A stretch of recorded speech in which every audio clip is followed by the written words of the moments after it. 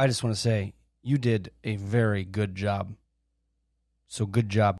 It's that thing where you're actually kind of smart. Things you say make you sound dumb. Yeah, we both do that. What's that called? Nope. Yeah, but you're a little different, Dad. Stop saying sure! Oh, it drives me crazy! Are you seeing clear? Are you seeing clear? I think most people just ignore the tough question. This isn't Minecraft. This is real life. You are hilarious. That was not the dog, Dad. That was you. Yeah, to solve this, we have to completely ignore the main problem. That makes literally no sense to me. I just want to die. And that, my friend, is one of my favorite things about you. Hey, welcome to Renaissance Radio. Jeremy here, and only Jeremy here. No guests right now, just ya boy, old Jer Bear, chilling out Sunday night, the Monday before probably this releases. So I've got a backlog of episodes that are really cool and guests that are really awesome. But I had a crazy week this week. I had so many breakthroughs and so many, things. I'm going to check my levels while I talk here because that's part of this conversation. You'll notice the mic's in a different position if you're watching on YouTube. If you haven't looked on YouTube at all, I did load a bunch of those episodes up. I realize there's some issues. We'll talk about that, some technical issues here and there. And YouTube, it's kind of nice because even if there's a cutout on the audio or maybe someone's too far from the mic, you can kind of see and hear what they're saying. So that's pretty cool. But wow, what a week. What a week. What a world we live in right now. There's so many crazy things happening. We've got, we had elections all over the place. There's things happening all over the world. And it was just a really good week for me, I felt, to, it kind of took some pressure off, to be honest with you. I just noticed that the world around us was just spinning and circling and in all sorts of turmoil. There's also some successes. And I was just like, man, my troubles are not that big a deal. It was really, really helpful this week. So in this episode, I wanted to talk about some of my progress. I just wanted to update you guys on where we're at. I think that I had a really great set of breakthroughs this week. I kind of called out for help. I shared my frustrations with some of the people that are peers of mine that in some ways are also kind of mentors of mine, people that have subject matter expertise that I don't have, and just kind of built on what I know to be true and let them put, not let them, but graciously asked for them to put their, some specificity, some clarity around those things. Because, sometimes you're like, you go to the doctor and you have a really good handle, like, my leg hurts and it hurts right here and it hurts when I do this. It's probably something related to the muscle and da-da-da-da. But you're kind of like, you don't have the context of the knowledge of the information of what you're talking about. So when you get to the doctor, they'll confirm parts of what you're saying, but they'll have some vital things to help out. Also, I'm going hard on apples right now. I'm eating an apple and drinking apple cider. So, shout out sponsored post from Big Apple corporations. Thanks for this free stuff as an influencer. Appreciate that. My business is so successful because I drink this apple cider. Thanks, Big Apple. Anyway, check out the affiliate link and buy app. No, we don't have any of that, but that's part of what I wanted to talk to you about today. Part of what I want to talk about is like trying to stay out of the things I despise in this space. And I don't despise any people. You know what I mean? There's television shows that like you watch and you go, I hate every second of this. Some people watch rom-coms and they're just like, kill the world. The whole population needs to be like, they turn into Thanos because they have no hope in humanity because they see these rom-coms and like, these are horrible. But some people like genuinely enjoy them. That's great. Some people watch documentaries and other people are just like, same thing. I'm Thanos. Half the population should go. And for me, when I say that, that's why I'm saying I'm not putting anybody down when I say it. But for me, the guru thing drives me insane. I have to sort through so many gurus on YouTube to learn. And they're all like smiling the same way. And they're like weird cult leader looking dudes. And like, good for them. And ladies, it's equal opportunity, weirdness in that space. And I just hate it. And I don't want to be that. But then like, I listen back to some of my episodes and I kind of have that tone sometimes. And so I was wrestling with that. And I'm just like, this is not their fault. Part of what happens through any level of self-promotion is this self-qualification. And I'm just like, I hate that. I hate that part of it. How do I get rid of it? And so I had some really great discussions this week with some people, and I'll share some of those discussions, and I'll definitely specifically shout them out for their contributions. But before I do that, I was just going to tell you, like, what's going on in my life right now. I have increased responsibilities at the beginning of this year, and praise the Lord. Thank you so much to my day job. I'm in a director role now for a department, and I work for a pretty large small business. In terms of government classification, it'd be a small business, but big numbers. And so for them to trust myself and Harley and some others to lead the way on these departments is really cool. I've had a neat opportunity there to practice some of the things that I really enjoy, like some of the forecasting and some of the clarity work around everybody's responsibilities. There's been some staff changes, necessary adjustments and positive, adding to the team, and we've really enjoyed those interviews. Also, I've really enjoyed resourcing those employees. That's something that's been missing at my previous jobs. The jobs I was in had a very stay in your lane, stay in your role. And although I'm very grateful to those opportunities, it's so myopic and short-sighted because, if you're not performing in your primary role, then there's a gap in the business. But if you are and have other things to add, why would you reduce somebody? So that's not a dig at anybody. That's the default of how the world's set up. But this has been a crazy opportunity to do it the right way, which is, hey, as long as you're hitting your goals, as long as you're doing what you're supposed to do, have at it. Be great. Do other things that support it. So now I'm actually accountable in my day job for auditing whether something that's helpful is either, important or urgent or unimportant. Is it a vanity project that will just make me feel good about the work I'm doing, but not actually contribute? Those are things I'm actually accountable for now. You're not really accountable for that if your job is to just do this one thing. And so the accountability is don't do anything that isn't, your lever that you pull. And so, so that's been really exciting. And so there's been a lot of parallels with Renaissance, but one of the limitations has been that I have committed my primary, and rightfully so, my primary, focus. So throughout the week, I'm not really doing any Renaissance work right now. I'm completely focused on creating wikis and support and training for our new team and strategically planning on how to grow and helping customers figure out their thing. And there's elements of the job that I do that are really cool because they're very challenging intellectually to figure out solutions at times. And then other times it's complicated, but we need to simplify. I just really love it. And it's really great. Maybe I'll have a chance to talk about it more. But I'm just grateful that I'm in that role, and that's been really helpful. So that's been cool though. So in a sense, Renaissance is being built through that on-the-job training, through things that I already knew I could do, but now I get to prove it. And then on top of that, things that I thought I could do that I get to prove that I can do to myself. And then things I didn't even know I could do that now I'm actually doing. And I'm like, wow, I can't believe that's accessible to me. I can do that.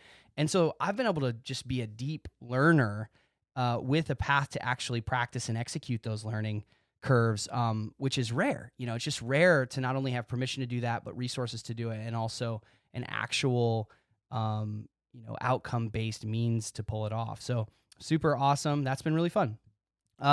So as far as updates go with Renaissance, I just want to start by saying I'm in a critical thinking stage of this business, which means when I listen to other podcasts right now, I'm listening for primarily what I don't like, which is a very bizarre thing to do because I have friends that I listen to that are very talented, that are very good. But what I'm doing is I'm trying to find hurdles critically that will allow me to get to where I need to be faster. And so I just wanted to take a moment to step out of that and just say, thank you so much for all of your support. Just today, my pastor has a Cyptionary as their podcast, and Quentin is a friend. We hang out. Hunter's a friend. And, he asked me just on the fly. I had 120 people at the church, could talk to anybody, just popped by and said, hey, man, how's the podcast coming? It was just really sweet of him to ask and check in. Some of the comments that have come in are I'm not only so grateful for them, but they're challenging because I'm reading these things, and I'll talk about the messaging and clarity in a minute. I'm reading these things and I'm saying, I'm not that what people who know me are describing me as this thing, and it's so touching and incredible. And it is true when I'm with them, and I appreciate them pointing that out, but it hasn't been true on the podcast yet. And so it's been challenging to say, this is how people see me. And I go, I really need to execute on that level. And so there's technique things, there's things that I'll mention in a minute, but I just want to say thank you so much for the support. And I just want to acknowledge that this is not a guru thing. And I think I turned a corner on what I was missing and what I was accidentally doing. But let me just shoot straight with you here. I have had successes that are very cool. If you're an artist and you look at my career, you would go, wow, that's really neat. If you're in business and an entrepreneur, I've done things that are really, really cool. But I'm 36 years old, and I've had a chance to pick up those stories along the way and keep them in my resume. There's also been a lot of time in between where I've struggled and I've tried to understand, and like I fought for promotions I didn't even want at companies I knew I didn't have a future in a job that I knew I was capable of so much more. And I fought for those things, and I was in the same boat. And so I think it's just, yeah, I'll get into that. I know I keep saying that. I'm just trying to stay on task on this one. And I just want to say, like, I don't have any Renaissance clients yet. I could go out and just grind and sell, but I'm still trying to figure out what this thing is. And I think today, this episode, I've really turned a corner this week, thanks to my friends and thanks to a lot of introspection and pulling from outside resources. I just got permission from them to do what I do normally, you know? And the irony is, like when you heard in the Amy and Jeff episode, they were so gracious with me in giving credit for what I did. Obviously, I helped them, but they were already going to be great, you know? And to the degree, you know, they'd argue that was important. But my point is, I partnered with someone amazing and got to be part of their story. And all of my resume stuff is that. I got to partner with somebody amazing. And that's the future of Renaissance. The future of Renaissance is partnering with amazing people and being a part of their success story, but not taking credit for the whole thing. And so that's the danger. So that's the guru piece I want to remove from you here.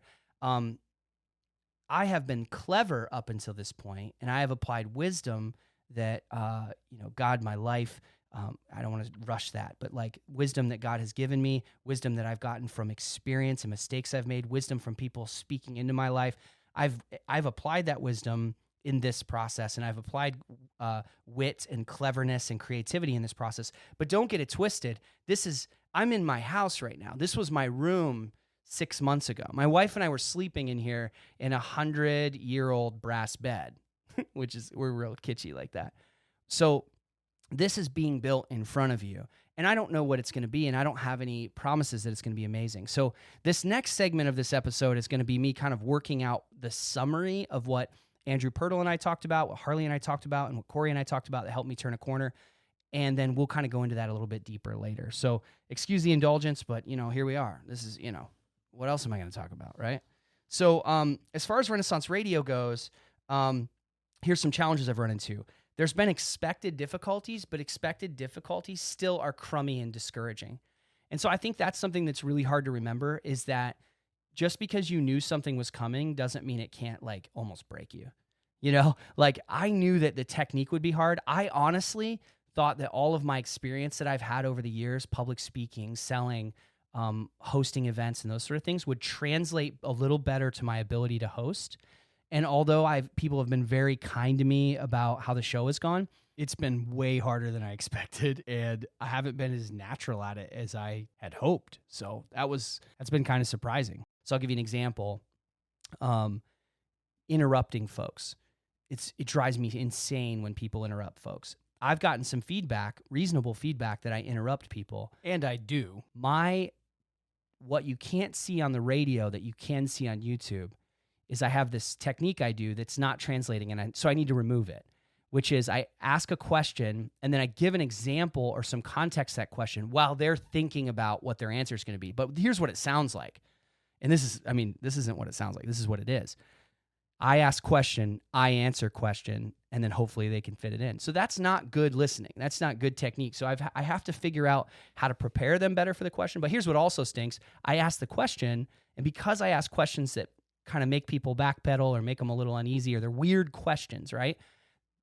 We sit and stare at each other for 40 seconds. And you can't do that on the radio, right? So that's been the difficulty, is like, how do I give them space and be gracious? On video, you would notice them struggling, and I would say, well, let me give you an example. I'll go first is the phrase I use. But on the radio, it's like, shut up, dude. Let them talk, And those are just techniques that any seasoned host would recognize, and I didn't recognize till episode 9 or 10 or 11 or whatever we are on now. So that's one thing. The other thing is like I can't really scale yet.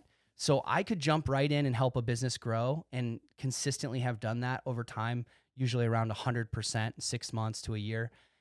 It's that drastic, lots of experiences with that, but I can't take it on right now.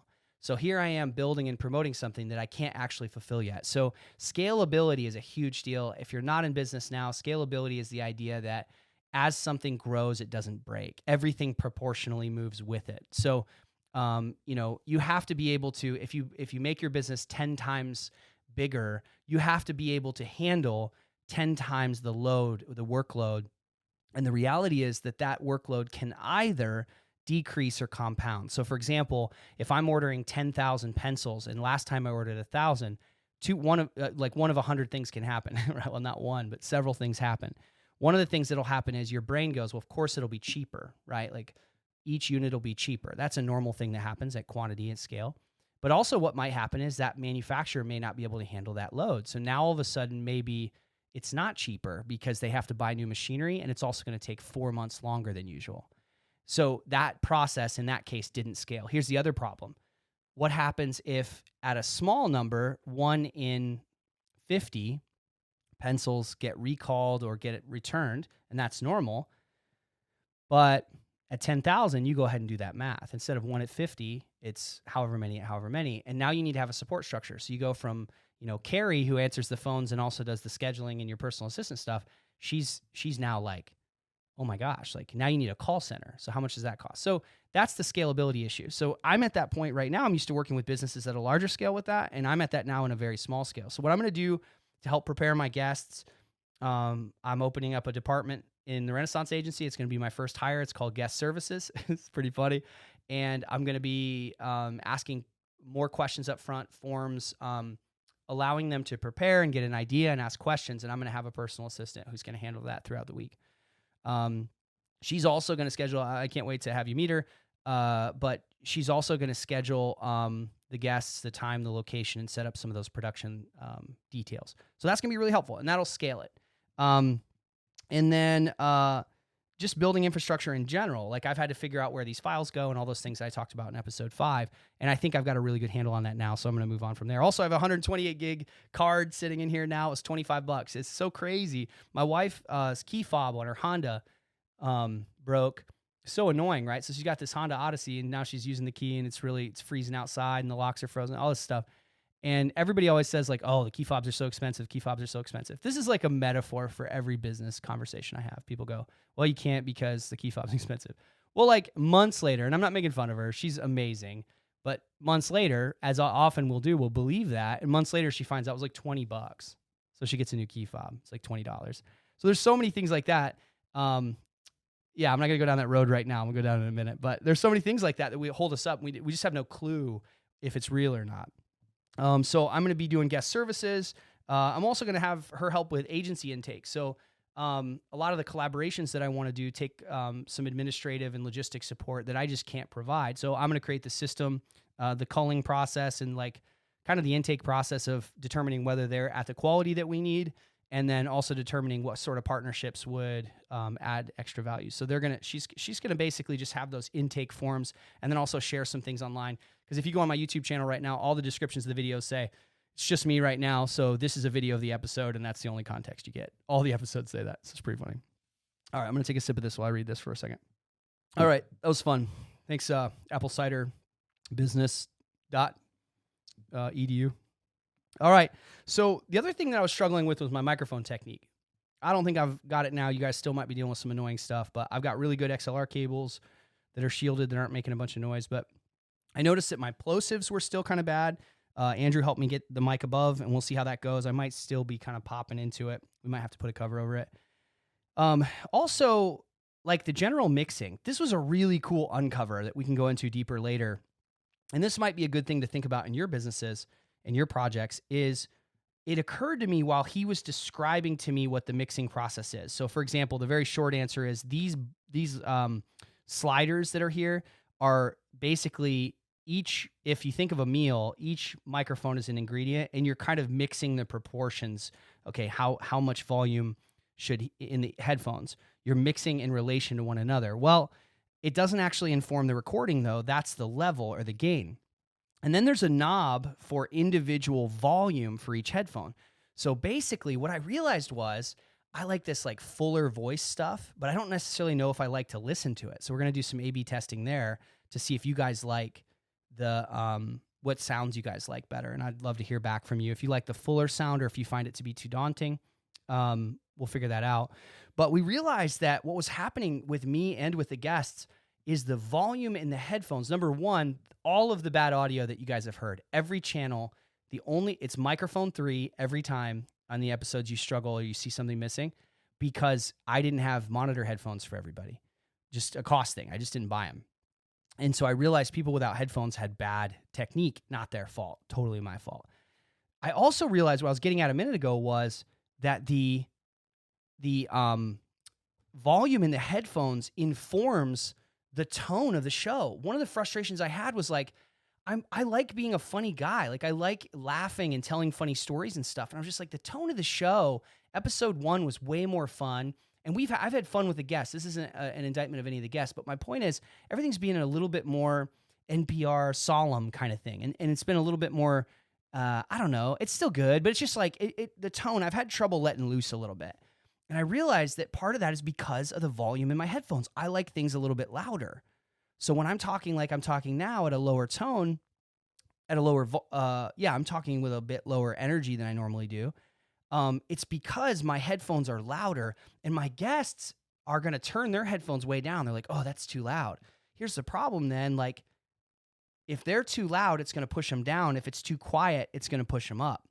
And so getting the volume right, not only for what they're comfortable with, but what informs their behavior around talking normally is something that we had to figure out. So we created a whole system of talking to them ahead of time without their monitors on, getting the levels to a certain place, and then getting them to talk in with their monitor on in a way that doesn't change. So I know that was kind of boring probably, but really cool system around getting the audio a lot more level. The reason I shared it is not to be techie and nerdy, but I was sharing it because it was crazy to me to realize that the volume of the headphones completely changes the tone of the podcast. That is insane to me. And that was just a really cool breakthrough. So he talked about things like positioning and the settings and the noise gates. So we get rid of those echoes and things. So that was really helpful. And I really appreciated that. The last thing was the clarity in the voice of the show. The show's all over the place. I knew that it would be. Every podcaster kind of knows that it will be. It's very hard to pick a topic and cover that forever. You know, there's a limited number of things to talk about on a limited topic. And so what people do is they choose themes. Well, it's hard. It's hard to understand your theme and what you're doing. And so I was talking to Corey the other day, and I'm really excited to have him on the show. He's a friend, really a kindred spirit kind of guy. Like we're so similar. We struggle in a lot of the same ways. We succeed in a lot of the same ways. We're misunderstood in the same ways. It's really cool. He's just better than I am at everything, but he's a really awesome guy. So he's a consultant at one of the largest online retailer, and if you looked at him in a phone book, they'd be first probably in that space. You know who I'm talking about, but I don't want to say it. But he's there and is really, really incredible. And we're going to work that out more in detail. But one of the things that came out is he really helped me. It's funny. My slogan for all my clarity work was helping you say what I was trying to say, what you were trying to say the whole time. And he really helped me with that, which is funny. It's hard to give yourself therapy. And one of the things that came out of that, among many, was that first of all, that fear of that guru syndrome and identifying what that is. And I think the guru syndrome is trying to speak authoritatively on hypothetical situations. I think that's what it is. I would sit and listen to photographer teachers talk, and they were selling their DVD courses and all that stuff. And they're just like, hey, every random person in this room with random scenarios and random skills and random abilities and random whatever, if you do this thing, this will happen. It's like, you are lying. Like you do not know if this behavior is going to inform this outcome. You don't know that or create the outcome. And so the guru syndrome, I think, is when I'm talking and I'm saying, there's principles that are true for everybody generally or specifically, but when I'm saying if you do this, that's what feels uncomfortable. So if I've done that in previous episodes, that's, I think, the part that I want to start removing. What I love to do, what I love to do, and you will catch me with no cameras on, no microphone on, I'll just do this with a waiter at a restaurant, is when somebody really wants something and they're stuck and they've kind of paused it. Like the computer's not shut down in their head, but it's on the screensaver and they don't know how long. When somebody gets to a place where they know clearly what they want to do, or even they don't know clearly, but they've got this feeling that they can't shake, and they're like, hey, I really want to do that. I just get so energized by that. And I think that like, that's what I want to do. That's what I want the show to be. So I don't want to be a guru. I don't want to be a Dr. Phil where you come in and you get it fixed. I want to be a partner. I want to be somebody that artists, craftsmen, techies, and thinkers, and then other clients come in and say like, I just want to do this and I'm stuck. So, I just threw out like 10 examples today, over the last 2 days with different people where I was just let loose on it, where, and Corey goes, yes, that's what I'm talking about. That's what's interesting.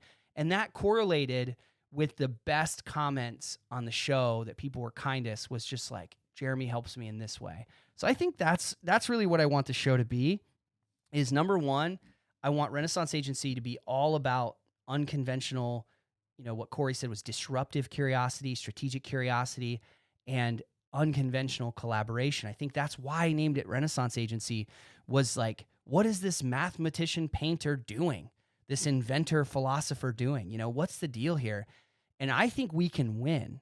I think people like that, coordinated correctly, can beat the established industrialized system of thought that's going on right now. I think we can go in there with the intention of just blowing the whole thing up and beat people who already had a plan before they met the client.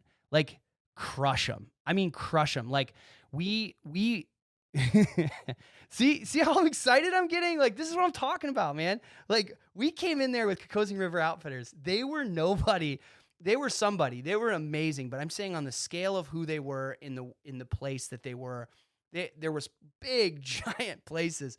And they are dominating that space right now. They literally are struggling with the idea of whether or not they're going to grow too fast. And during a pandemic, they're completely booked like a year out with 50 people waiting. There's bigger companies I work with, things like that. And I don't even get into that. My point is, the past, in the future, I want to sit down with people who actually want to do something. Like, for real. Do you know the number of conversations I get in where somebody just throws out that and they tease me with it? This has, over my lifetime, been hundreds of times. You know what I really want to do? I'm not doing a gender voice, okay? I'm just saying, like, this is the valley feeling that I get, right? You know what I really want to do? I just have always wanted to do this. And I go, whoom, and I look right at them and I go, well, why haven't you done it? And they go, well, I just haven't, like, it's too hard. What's hard about it? It's just a lot to learn. Do you know where to find the information? Yeah, it's over there. Do you have trouble learning? If you've changed the format, would that help you? And I'm just like grilling them, because I'm just like, hey, you're closer than you think. Let's do this thing. Let's get it done. And they're just like, yeah, it's just hard. And I go, oh. And I'm so bummed, because I'm like, you didn't actually want that. You lied to me. You lied to me. And so, I think that's what I want. And I want that on the show, is I want everybody to know that, like, I don't have any answers. None.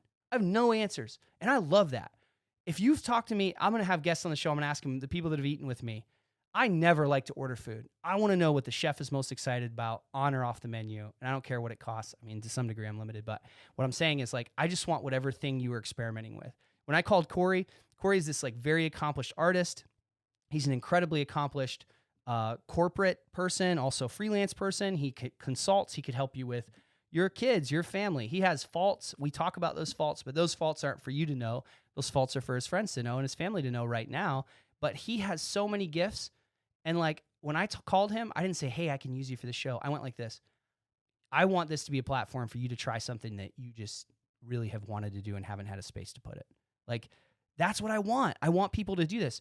And so I think that thinking of, you can tell me you can't do it, but you better win the argument. You better prove it to me. You better prove to me. Like, I think Danny and I talked about this, people who discourage you.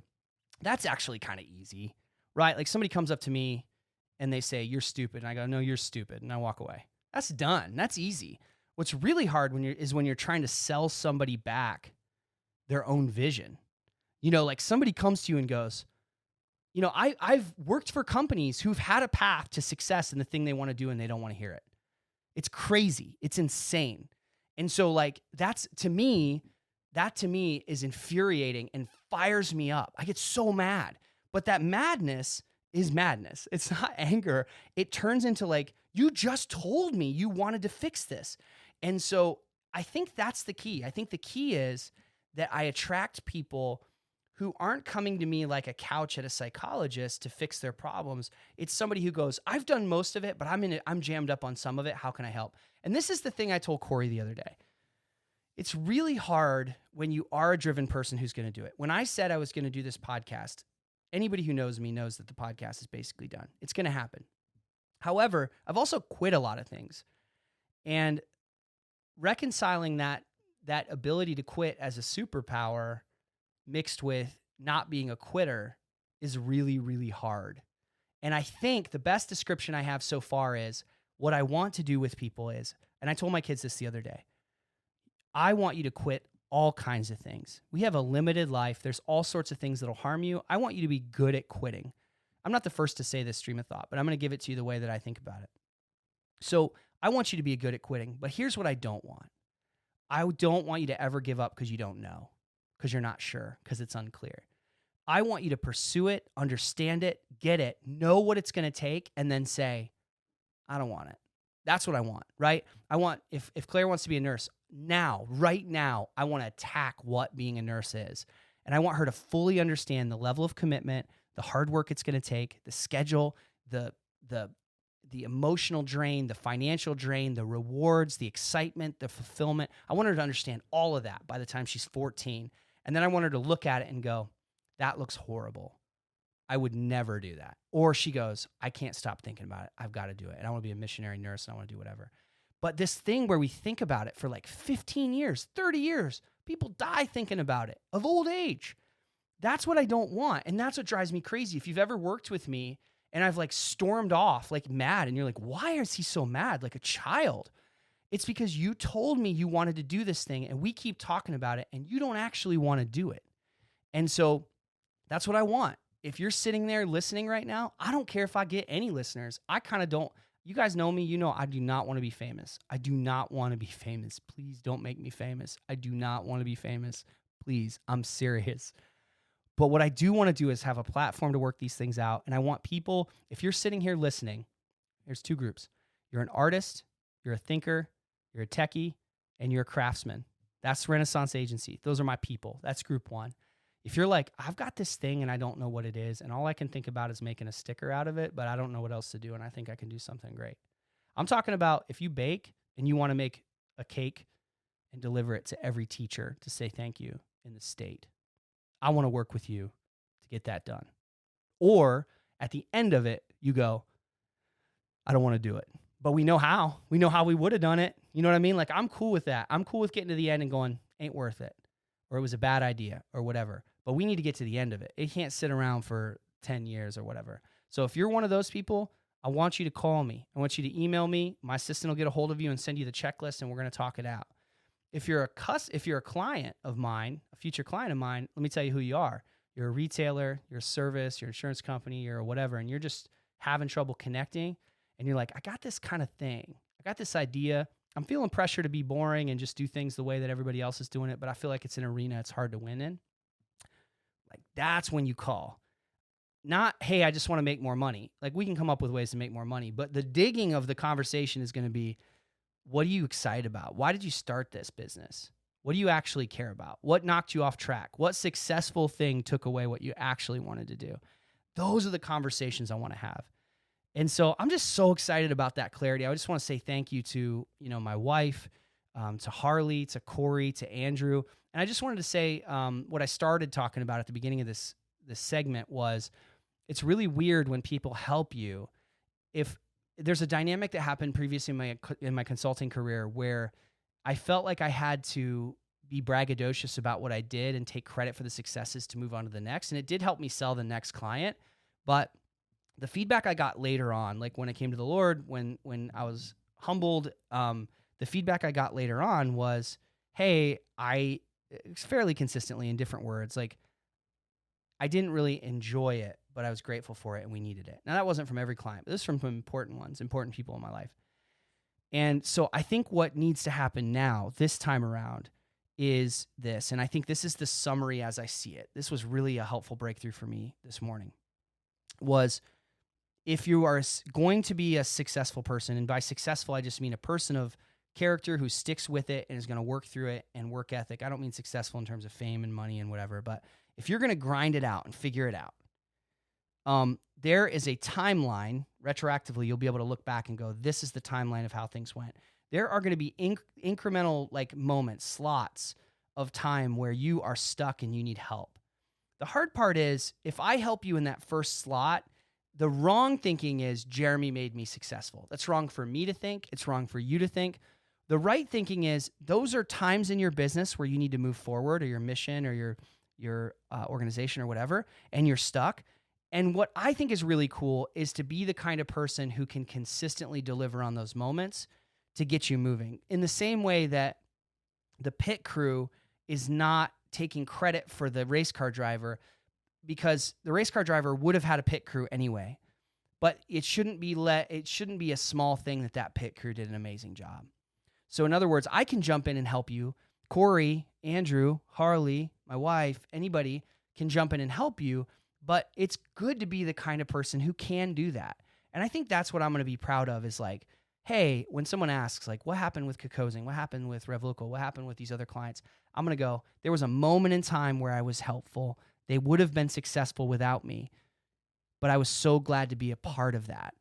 And I think that's the formula. The formula is recognizing that this is not a moment that you power through on your own, which is what I did this week. I went out to these people that knew me really well and said, hey, I'm stuck. I don't feel like I'm doing the work that I should be doing. And what you need in those moments is not somebody that goes, oh, no, you're doing great. Although I do need that.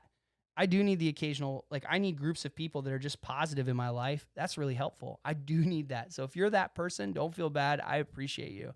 But I also need those few people at a high level of skill, a high level of empathy, and a high level of understanding of what I'm going through in myself, to be able to come in and say, I think I'm seeing this. This doesn't feel genuine to you. This feels faked. This feels soft. And man, it's just like the scales fell off this week. And I'm so excited, man. I'm so excited. So there's going to be some episodes where I release things that I hadn't realized this yet. And so you'll recognize those things. But as we get moving forward, I'm so excited to work these things out on air, not as a guru, but as somebody who's trustworthy to step into those slots. And then I will bring other people in who are other experts. And as I work with them, I'll have access to them to work with you with what you're working on. And I am so excited. I love having this stuff for posterity. It's funny, when I think of this podcast, I'm honestly thinking of it as a year from now, 2 years from now, 3 years from now. It's going to be cool to see where we are, and it's going to be cool to see that we kind of called our shot, and it's going to be cool to see the struggles, because they are struggles. And like I said at the beginning of the show, they're expected and they still hurt. It still stinks. It's embarrassing to make mistakes publicly. It stinks. It's the worst. It's bad to sound bad. It's bad to interrupt people. It's bad to ramble. It's bad, all those things.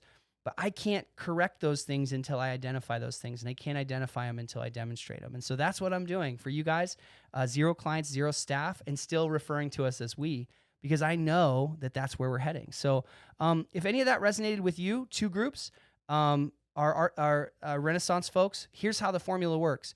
If you're an artist, craftsman, tinkerer, thinker, techie or thinker, and you say, I have this skill, but I don't know how to monetize it, what I'm going to do is I'm going to meet with you, and I'm going to help you find the sweet spot of the work you want to do at the sweet spot of the price that you want to do. And I'm going to connect you with collaborators to add value to the marketplace. And then we're going to sell that, and I'm going to help coordinate it.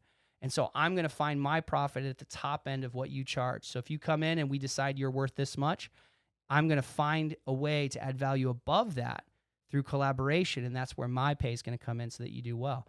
I think that's going to be really, really awesome. And I think you guys are going to start seeing some of these projects come through, some of these events, parties, gatherings, things like that. And I know everybody's going to want to be a part of them. So the 3 groups I need from you guys, this is 3, I'm adding a third.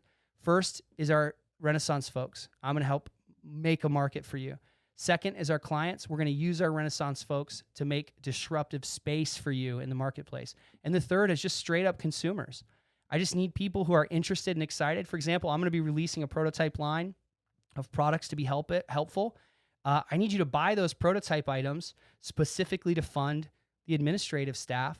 And they're going to be, I hope they're good enough to earn your business. And I need consumers to buy the products so that we can keep this train rolling. But I expect that the products have to be something you want and that you enjoy and that you look forward to. So this ecosystem is starting with a guy in an empty room and a card table. And we're going to build this kind of cyclonic ecosystem through consumers, commercial clients, and Renaissance folks without doing it at the expense of, my family, my work, your family, your time, and your finances. Wow. What on earth? I don't even remember what I said. I just know that I raised my voice a few times, so I'm kind of excited. I'm going to cut it, man. 40 minutes. Let's go. So, again, getting rid of the guru thing. I'm going to stop trying to focus on hypotheticals. I'm going to try to be more specific with my guests on their actual issue that we're working through together. We're going to prepare ahead of time. We're going to work on technique and production, and we're going to add staff to help scale it so that you guys will see a more consistent presence online, as well as a recruiting of better, a continuation of talent that we bring in. So that's calling a shot. If nobody listens to this ever, it's at least a diary record of what's happening. So, man, I'm so grateful. I'm so full right now. I've got a 3-day trip that I got to take. I get to take for work, and there's been a lot of preparation that's gone into that. And I'm very tired, but I'm the good kind of tired because I'm getting to bed at night. I'm laying next to my wife. I'm getting up in the morning with my kids. Went to church this morning, and can't wait to camp and things like that in the spring. But life is good. It's just full. It's just full. So appreciate y'all. I'd like some reach out for this. I'd like some comments, some emails. I'm going to put the links profile in this description. My ask of you of that third group, second group, first group, I'd like you to reach out with some sort of comment to me privately.